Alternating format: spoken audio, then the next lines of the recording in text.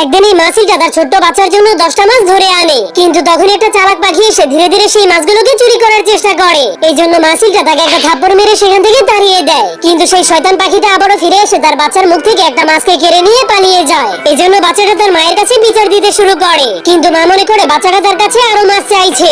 এই জন্য সে তাকে আরেকটা মাছ খেতে দিলে সেই পাখিটা আবারও চলে আসে। এরপর তার কাছ থেকে সেই মাছটাকেও চুরি করে নিয়ে যায়, কিন্তু তার মা এখনো কিছুই দেখেনি। এই জন্য সে বাচ্চাটাকে ক্ষুধার্ত মনে করে বারবার খাওয়ার জন্য মাছ দিতে থাকে। কিন্তু এবার যখনই তার মা কিছুক্ষণের জন্য অন্যদিকে তাকিয়েছিল, তখন পাখিগুলো সুযোগ পেয়ে তাদের দলবল নিয়ে একটা মাছকে চুরি করে নিয়ে যায়। এই জন্য বাচ্চা সিলটার মনটা অনেক খারাপ হয়ে যাওয়ার কারণে সে চিল্লাতে শুরু করে দেয়, কিন্তু মা তাকে আরেকটা মাছ দিয়ে একদমই চুপ থাকতে বলে। এই জন্য এবার সেই চালাক পাখিগুলো এসে বাচ্চাটাকে নিয়ে মজা করতে শুরু করে দেয়। এরপর বাচ্চা সিলটা তার সর্বশেষ মাছটাকে চুরি হওয়া থেকে বাঁচানোর জন্য তার দাঁত দিয়ে শক্ত করে কামড়ে ধরে। ঠিক তখনই মা সিলটা সেই দিকে তাকানোর পরে সব দেখে অনেক অবাক হয়ে যায়। তখনই বাচ্চা সিলটা সুযোগ পেয়ে তার মাকে সবকিছুই বলে দেয় যে কিভাবে এই শয়তান পাখিগুলো তার মুখ থেকে সবগুলো মাছকে কেড়ে নিয়েছে।